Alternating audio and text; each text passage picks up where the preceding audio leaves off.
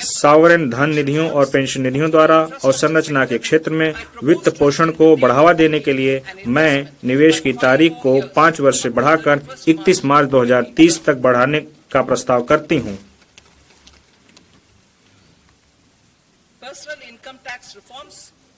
मध्य वर्ग पर विशेष ध्यान देते हुए वैयक्तिक आयकर सुधार। विकसित भारत की ओर हमारी यात्रा में लोकतंत्र, जननांगिकी और मांग हमारे मुख्य सहायक स्तंभ हैं।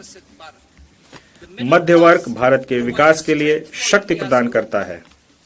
प्रधानमंत्री मोदी जी के नेतृत्व में सरकार ने राष्ट्र निर्माण में मध्य वर्ग की सराहनीय ऊर्जा और क्षमता में हमेशा विश्वास जताया है।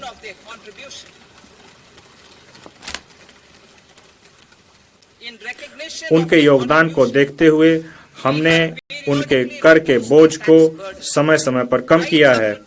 2014 के बाद तुरंत शून्य कर स्लैब को बढ़ाकर 2.5 लाख कर दिया गया था, जिसे 2019 में बढ़ाकर 5 लाख कर दिया गया, 2023 में 7 लाख कर दिया गया।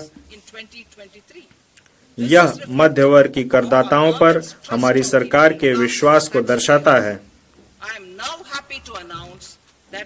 मुझे अब यह घोषणा करते हुए प्रसन्नता हो रही है कि नई कर व्यवस्था के अंतर्गत 12 लाख तक की आय अर्थात विशिष्ट दर आय जैसे पूंजीगत लाभ को छोड़कर 1 लाख प्रति माह की औसत आय पर कोई आयकर देय नहीं होगा।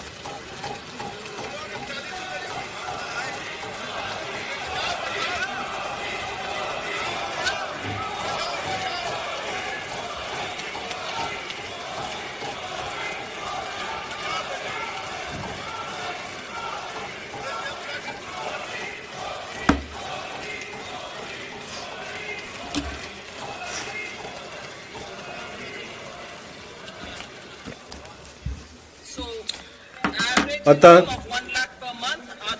1 लाख अर्थात विशिष्ट आय दर जैसे पूंजीगत लाभ को छोड़कर नए व्यवस्था में यह जो लिमिट है वो 12.75 लाख की होगी वेतनभोगी करदाताओं के लिए, जो कि वर्तमान में 75,000 की मानक कटौती के कारण है। सभी करदाताओं को लाभान्वित करने के लिए सभी श्रेणियों में कर लैब और दरों में परिवर्तन किए जा रहे हैं। यह नई संरचना मध्य वर्ग के करों को काफी कम करेगी और घरेलू उपभोग, बचत और निवेश को बढ़ावा देने के लिए उनके पास अधिक धनराशि उपलब्ध होगी। मैं नई कर व्यवस्था में निम्नानुसार कर दर संरचना को संशोधित करने का प्रस्ताव करती हूँ। 0 से 4 लाख रुपए 0, 4 से 8 लाख रुपए 5%, 8 से 12 लाख रुपए 10%, 10 से 12 लाख रुपए 15%, 16 से 20 लाख रुपए 20%, 20 से 24 लाख रुपए 25%, 24 लाख रुपए से अधिक 30%। 12 लाख तक की आय वाले करदाताओं के लिए विशिष्ट आय दर को छोड़कर जैसे कैपिटल गेन स्लैब, मैं फिर से पढ़ती हूँ, 12 लाख तक की आय वाले करदाताओं के लिए विशिष्ट आय दर को छोड़कर जैसे कैपिटल गेन, जो स्लैब दर में कटौती के कारण होने वाले लाभ के अलावा कर में छूट इस ढंग से प्रदान की जा रही है कि उनके द्वारा कर का कोई भुगतान नहीं किया जाएगा। आय के विभिन्न दरों में स्लैब दर संबंधी परिवर्तनों और छूट के कुल कर लाभ को उदाहरणों के साथ दर्शाया जा सकता है। नई कर व्यवस्था में 12 लाख की आय वाले करदाता को कर में 80,000 रुपए का लाभ होगा, जो कि पुरानी कर दरों के अनुसार उसके देय कर का 100% होगा।